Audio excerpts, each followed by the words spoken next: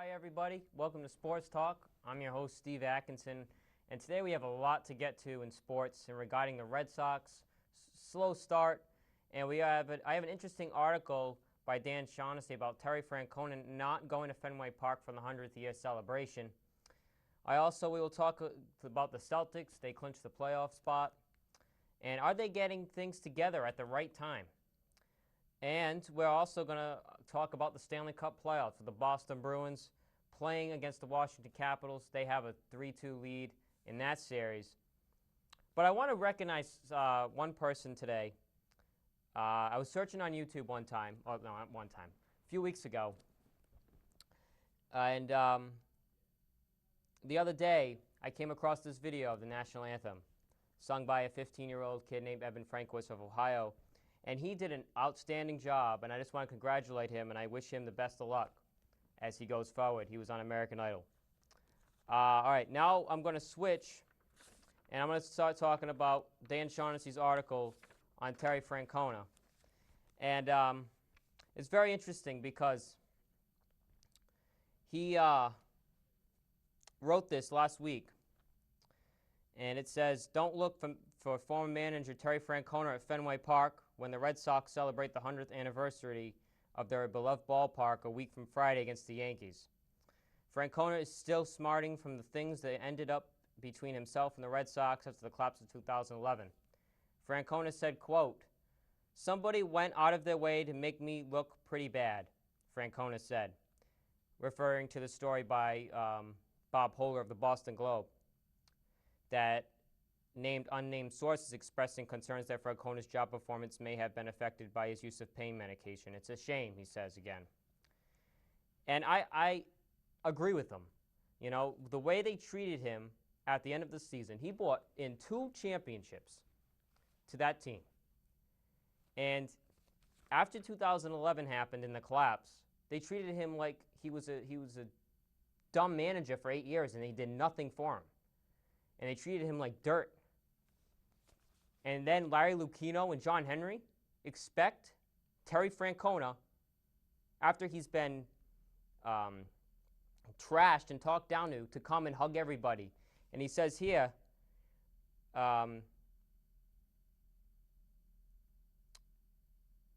again, "Larry called me yesterday," Francona said, which was Tuesday of last week.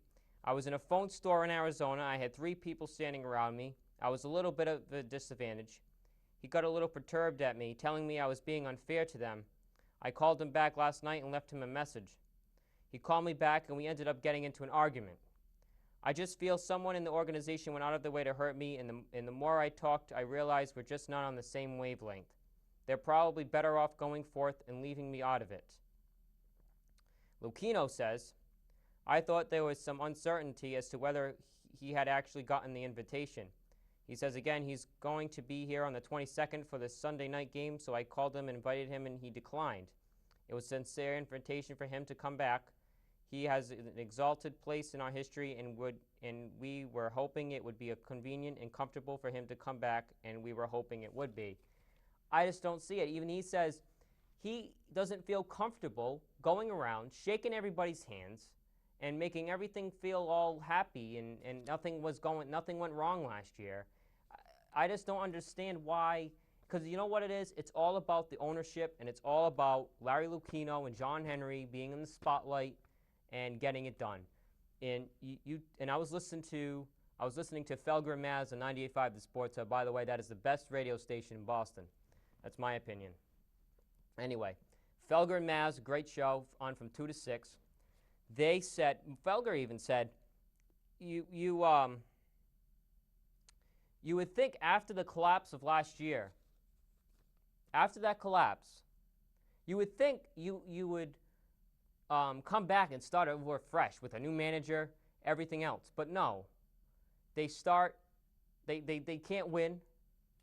I mean, they just beat the Rays 2 out of 3, but they lost to the Toronto Blue Jays 2 out of 3. I mean, you know, they got swept by the Tigers. Tony Maz even said it. He said that you know, Tigers have good pitching, but you should beat the Blue Jays. I mean, 2 out of 3, easy. Take 2 out of 3 out of that team. That's like above average team, and I agree with them. And about this article by Shaughnessy, he says again, until I'm more comfortable with some answers on what happened at the end of the year, I don't want to have much to do with the organization, and that's a shame, Francona said Tuesday. With all the good things that were accomplished, I just feel strongly about that. And he made that clear to John Henry.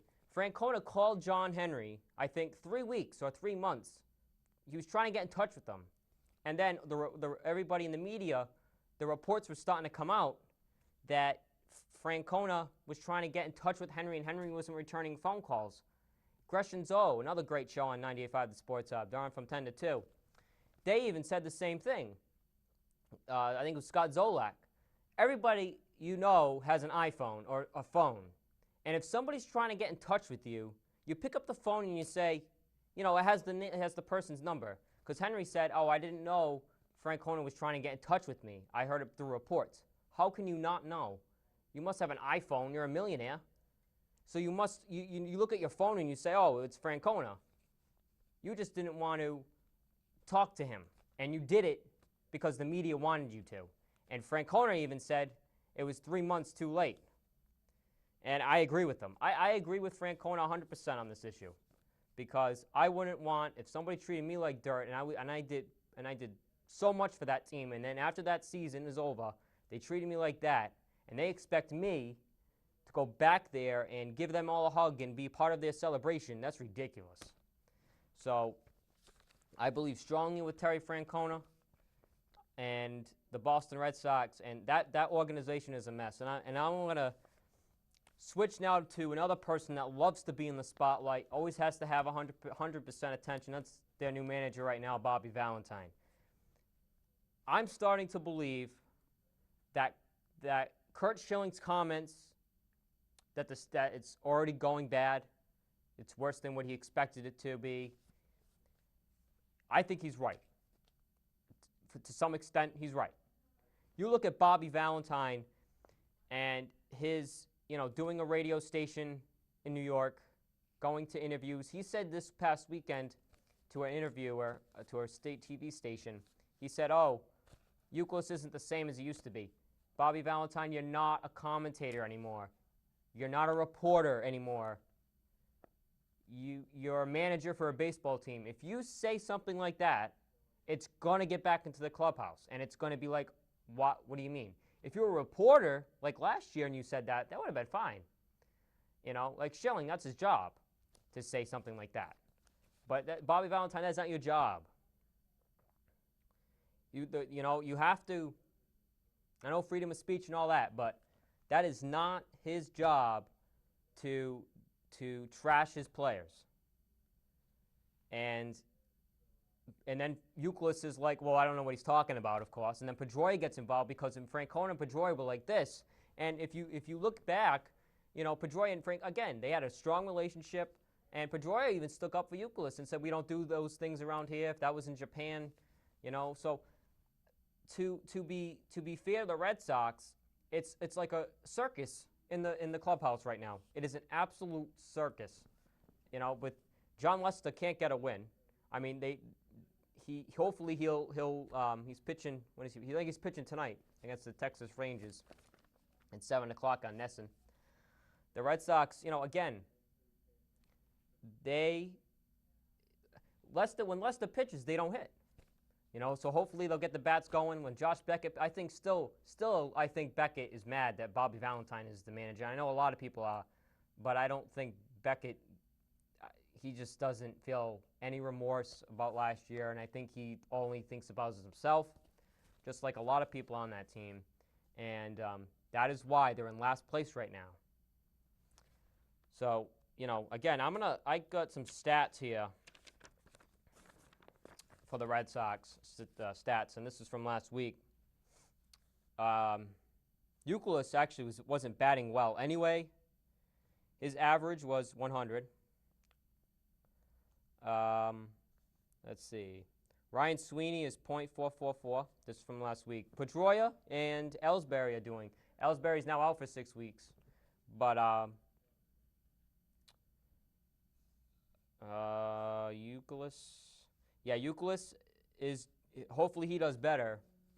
But I also think that the Red Sox probably will get it back together, and we'll see what happens from there. When we come back from Sports Talk, we're going to talk about the Boston Celtics going into the playoffs and the Boston Bruins. That's next on Sports Talk.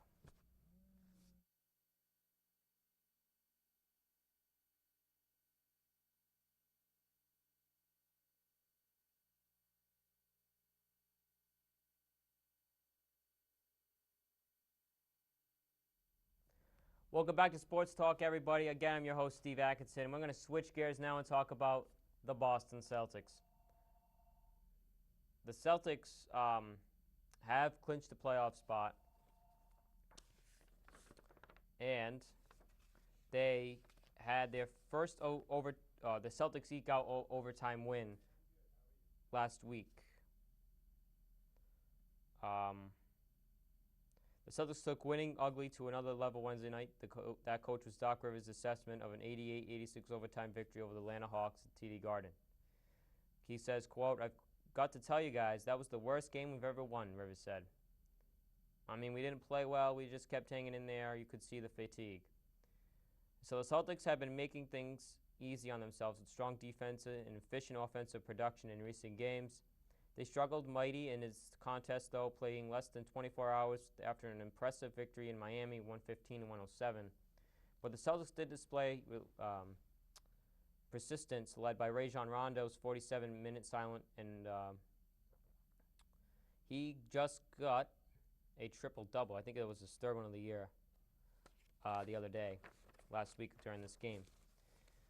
So I printed out the Boston Celtics. If the season ended today,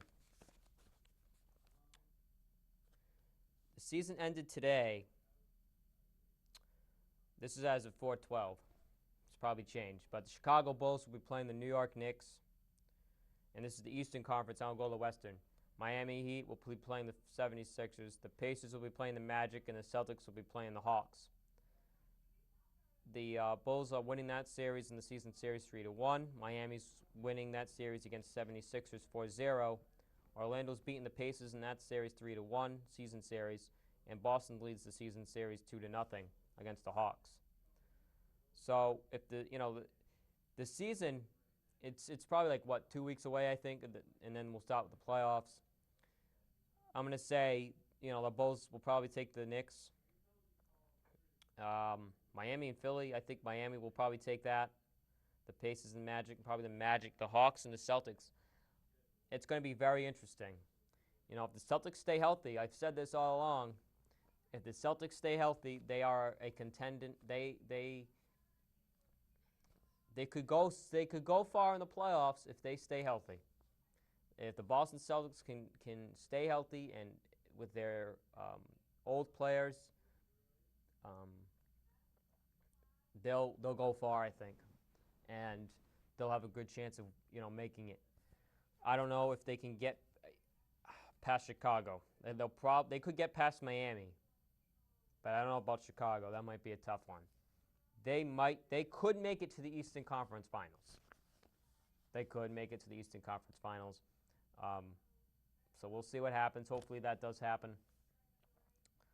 And with the Western Conference, you have Oklahoma City versus Houston, the Spurs and the Nuggets, the Lakers, the Mavs, and the Clippers against Memphis.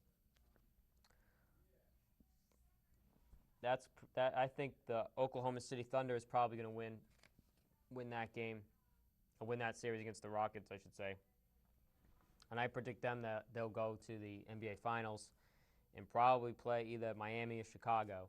Right now, I don't know. Miami's I think they're slipping a little bit, I don't think they're doing as well as they have been. And with the Celtics, they need to keep doing what they're doing, stay hot. I think they're really getting hot at the right time. And it's going to be very interesting to see what happens. So, actually, I forgot to ask you guys a question. I do have a question for you today, and it has to do with the Boston Red Sox. I'm going back to what I said. to my last topic. When was the last time the Red Sox won 2 in a row? And who are they playing? And I'm not talking about this past weekend when they played the Rays. I'm talking about before the Rays. When was the last time the Red Sox won 2 in a row before this past weekend? And who are they playing? I'll have that answer right next on Sports Talk.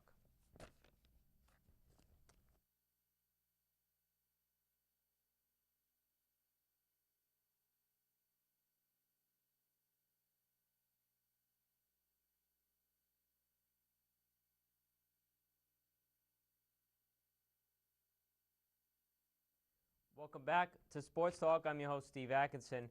And before the break, I asked you guys, when was the last time the Red Sox won 2 in a row, and who were they playing? They just won 2 in a row against Tampa, but before that, the answer is August 27th and August 28th against the Oakland A's. The end of August.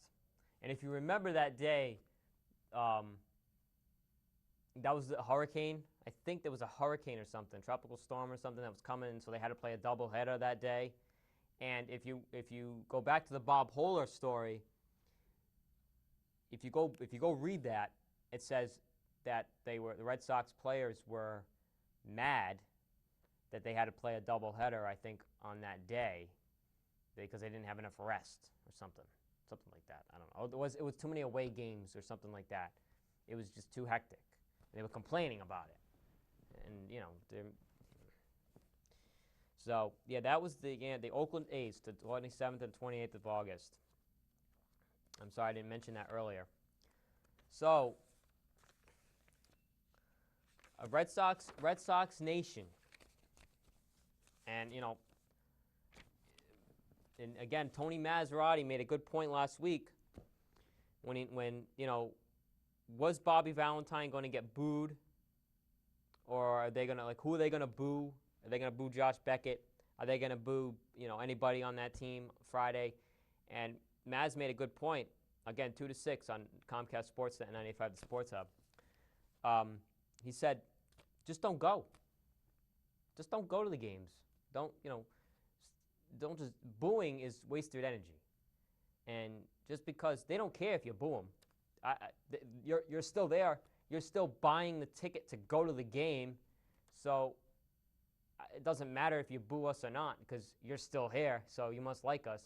So in order to get you not to go in order to get us back, really, is to not go and not buy their things and not buy their stuff because they get paid for you guys going to buying tickets. So I knew somebody that was going there last week to Fenway Park, and they couldn't even get a parking spot. I mean, Fenway, trying to get up down there. And this week is especially Memorial Historic Week, and it's real. I personally think it's a shame. It's an absolute shame, and Francona said it too, that nobody from that 2000, some people like Theo Epstein and Francona, they're not going to be a part of it. They're not going to be a part. I don't know if Theo Epstein is, but they're not going to be a part of that ceremony on Friday. And they're a very big part of that team, especially in 04 and 07. What they did, for all they did for that organization. And you're going to have the manager. Now, I don't know if this is true yet or not, but say the manager that kept Pedro Martinez in against the New York Yankees in the 2003 ALCS, Grady Little, in place of Terry Francona, is worse than itself, in my opinion, because Grady Little, if you remember, left Pedro Martinez in against the New York Yankees. I think it was Game 7 of the ALCS. Aaron Boone hits the walk-off home run, and they're going to the World Series. Now, I think they sent an invitation to him, but he has not returned an offer yet. So it's going to be interesting to see who's there. I know they're getting every ex-player and manager to wear the uniform. They're going to try and get them back for Friday. So Friday's going to be very interesting. Now, you think Terry Francona is not going to be the only person not to show up. There's going to be a lot of other people probably that won't be able to make it. But, I know Nomar's going to make it. He retired with the Red Sox for a day. He signed a contract and retired with them. So it's going to be very interesting to see, the Red Sox on Friday and as the season moves forward with all this drama. And Bobby Valentine I think he loves to be in the spotlight. He loves the camera on him. He loves the attention he gets. He loves opening his mouth. He loves to talk. I think he's like Larry Lucchino, who likes to be in the spotlight too. They both do, and it's not going to go. I don't think he'll last. I think this year will be his first year and only year as Red Sox manager. I don't think he'll last 2 years.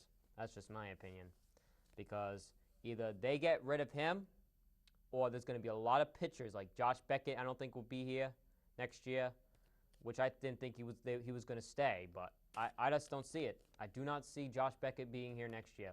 I don't see it. Or Lackey too. I know he's hurt, but I see him and Beckett and Lackey gone next year.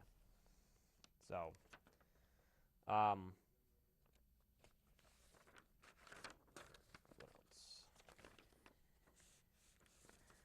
else? Francona again is employed. Is a baseball analyst. I'm right now referring to the Shaughnessy article for ESPN, and has worked the Red Sox open in Detroit last week. Does he still root for the team he managed from 04 through 2011? And he says, quote, "That's a hard one," he said. "The only 2 games I've watched are the opener in Detroit and 1 spring training game. You can't root when you're announcing. For me, it's going so fast right now. I'm trying to do my job. There is no way you can be around people for 8 years and not have the loyalties that will never end. I want Pedroia to hit 1,000. I want John Lester to win every game he pitches. He's already 0-2. Hopefully he's not 0-3 tonight. That's kind of the shame of it.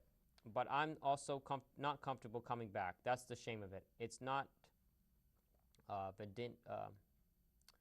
I just don't feel comfortable coming back because of what happened, and that's a shame because I do feel awfully strong ties to so many people there. So that is a shame, and I feel bad for Terry Francona. I really do. I really feel bad for him. And for all he's done, and they treated him like dirt. They treated him like, whoever ratted them out in that clubhouse, I don't know who did, but it's a shame. We're going to switch gears, and we're going to talk about Boston Bruins hockey. Boston Bruins hockey. Boston Bruins lead the series 2-1. They beat the Washington Capitals last night. That photo you see right there is from the Taunton Gazette. It is from Mike Borden, who takes pictures of the Boston Bruins games sometimes. And he takes great, beautiful pictures of the Boston Bruins, Mike Borden. And that's a great picture right there of Tyler Seguin. So this is an article from the Boston Globe. It's called "Capitals Offense a Major Concern." Any fan of the National Hockey League can appreciate the gifts of Washington star Alex Ovechkin.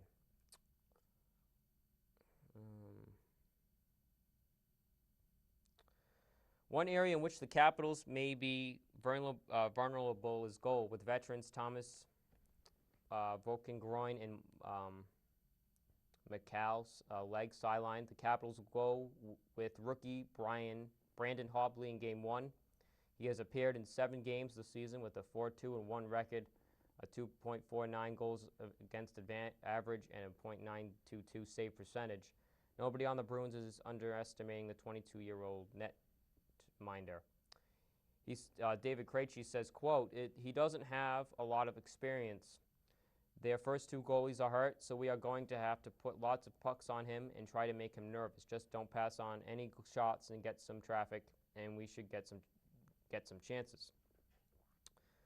Center Chris Kelly, who scored the game-winning goal, I think, during Game 1, said in overtime, said the Bruins were not going to get caught up in which goaltender was in net for the opponent because that won't change the way the Bruins play.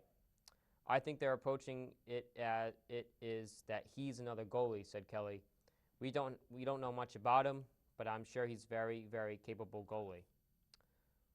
They wouldn't play him if they didn't have the confidence in him. So we're just kind of approaching it that it's a great team over there, and we've got to get as many shots on net as we can, like any other goalie. End quote. So I think the Boston Bruins are up 2-1 again, winning last night. They start. Looks like to me they start off. They can't start off good, and then they start going for it, and they start getting better as the game goes on, and they start playing more like a team. But I think they'll pull it together, and I think it's like most of the same team as last year. So hopefully we'll see what happens with the Boston Bruins, and we'll see what happens. And I wish them luck. So now we're going to take a quick break, and when we get back, I'm going to start talking about the New England Patriots. We're going to jump to the Patriots schedule that comes out tonight at 7 o'clock. That's next.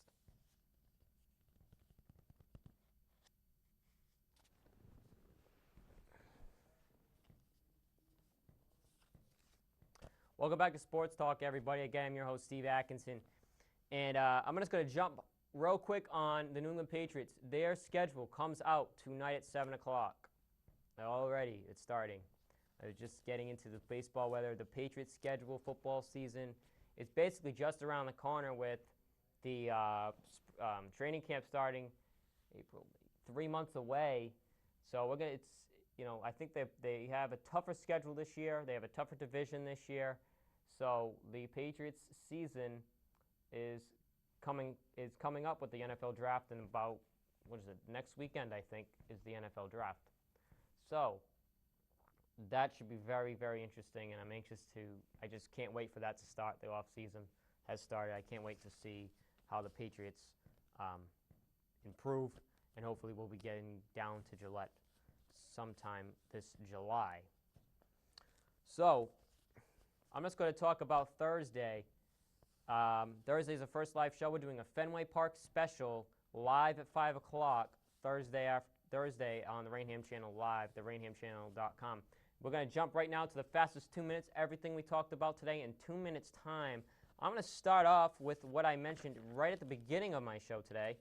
The 15-year-old kid, Evan Frankowitz, who sang the national anthem really well at the Cincinnati Reds home opener night game.